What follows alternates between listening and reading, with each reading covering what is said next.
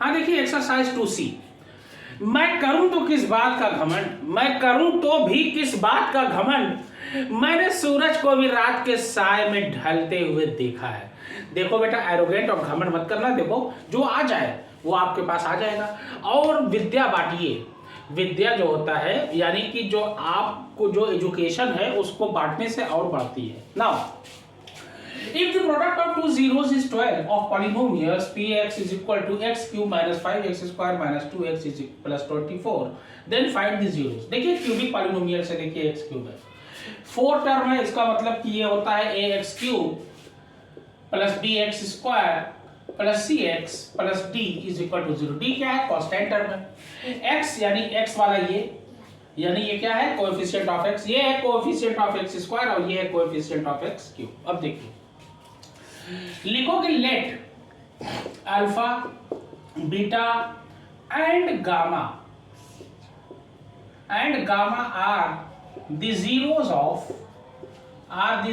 of polynomials px, ये है ना px। अब देखिए अब px इज इक्वल टू क्या है आपका दिया हुआ है x cube minus 5x square minus 2x plus 24, ये दिया। ठीक है, पहला सम ऑफ जीरोस क्या होता है? Alpha plus beta plus gamma क्या होता है? ये होता है, ध्यान देना यही मेन है, पहले वाले माइनस और आखिरी वाले में माइनस लगाना, बीच वाले में नहीं। देखिए तीन है ना, अल्फा बीटा गामा, देखिएगा ये हो जाएगा minus coefficient of x square, coefficient of x square upon, और नीचे तो क्यूब रहेगा ही क्योंकि क्यूबिक पॉलिनोमियल्स है, सब में नीचे क्यूब रहेगा। ये हो जाएगा coefficient of x cube, coefficient of, ध्यान देना देखिए जो चीज दिमाग में रखने वाली है मैथ में उसको आपको रखना बहुत जरूरी है, तभी मैथ आएगी। देखिए नीचे एक्स क्यूब रहेगा, सब में रहेगा कोएफिशिएंट ऑफ एक्स क्यूब। अब देखिए minus coefficient of x square, देखिए एक्स स्क्वायर माइनस 5 है तो माइनस ये और ये माइनस, ये कितना हो जाएगा? प्लस हो जाएगा।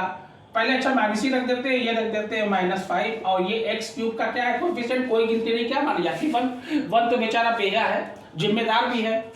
ये हो जाएगा 1, ये हो जाएगा 5 1 जा 5, ये हो गया 5। ये alpha plus beta plus gamma 5 आ गया। उसके बाद होता है alpha beta gamma plus gamma into alpha, ये होता है क्योंकि ये एक्स स्क्वायर था तो ये हो जाएगा coefficient of x, coefficient of x upon, अब नीचे तो क्यूब वाला रहेगा ही, कोएफिशिएंट ऑफ एक्स क्यूब, ये आपका हो गया ना। अब देखिए अल्फा बीटा गामा वाला मैं करने जा रहा हूं, alpha beta into beta gamma plus gamma into alpha, plus में है सब। अब देखिए मैं इसको यहां कर रहा हूं, ध्यान देना कोएफिशिएंट ऑफ एक्स, एक्स क्या है? ये देखिए -2, ये लगा दिया -2, और कोएफिशिएंट ऑफ एक्स क्यूब तो 1 है ही, ये 1 हो गया, ये हो गया -2, ये आ गया -2। अब तीसरा वाला देखिए, थर्ड वाला क्या है? थर्ड वाला जो है ये हो गया, write down guys, do it fast, take out your copy and pen, write down the answer of this question. This question is very important for the board examination. Now देखिए अब ये आ गया, अब देखिए अब चूंकि अल्फा, ये alpha plus beta plus gamma आ गया, alpha beta plus gamma, alpha beta plus beta gamma plus gamma alpha भी आ गया। अब ये होता है alpha into beta into gamma, ये क्या होता है? माइनस कांस्टेंट, माइनस लगा देना पहले और आखिरी वाले में माइनस कांस्टेंट, और नीचे तो एक्स क्यूब रहेगा ही, coefficient of x cube, coefficient of x cube, ये हो गया। कांस्टेंट क्या है? ये अचर पद, जिसको हिंदी में अचर पद कहते हैं, कांस्टेंट, ये है 24, ये -24 लगा दिया क्योंकि यहाँ माइनस लगा हुआ है, ध्यान देना, और एक्स क्यूब तो नीचे 1 है ही, ये हो जाएगा -24। अब देखिए अब अल्फा, अब यही से निकालेंगे, मैथ कहता है जहां से रास्ता मिल जाए वहीं से। पूछो क्यों यहां से निकालेंगे? पूछो भैया क्यों? व्हाई? टेल मी आस्क मी।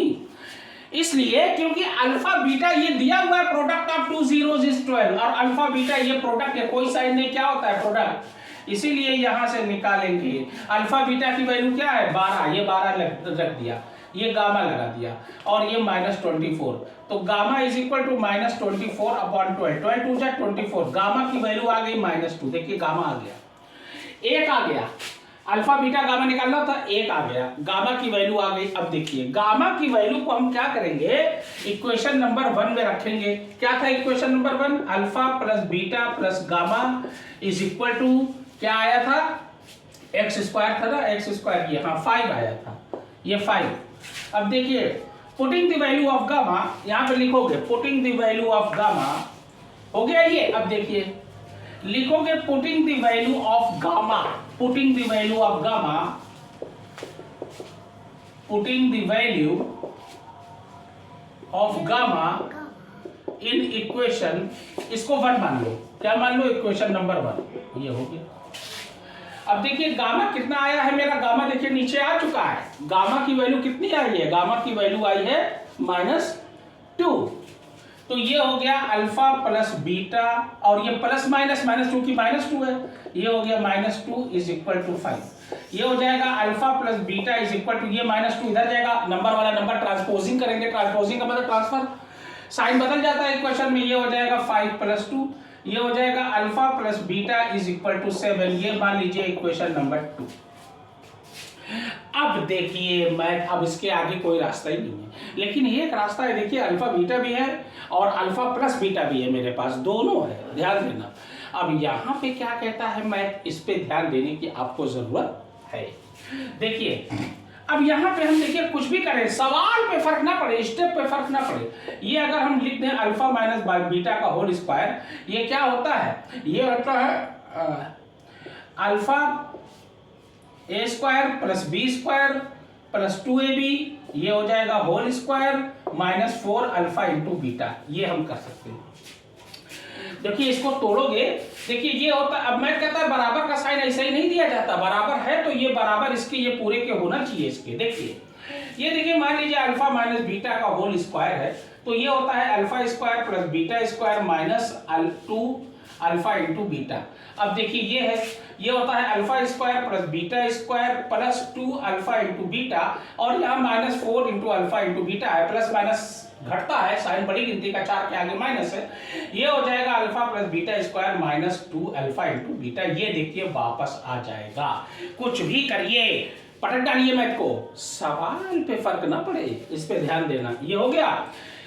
अब देखिए ये हो जाएगा अल्फा माइनस बीटा का होल स्क्वायर बराबर अल्फा प्लस बीटा, देखिए 7 है, ये लिख दिया 7 का स्क्वायर -4 अल्फा इंटू बीटा क्या आया था, अल्फा इंटू बीटा आपका दिया हुआ है ये 12, देखिए प्रोडक्ट ऑफ जीरोस, ये 12 लगा दिया, ये 49 माइनस 48, ये कितना आया 1।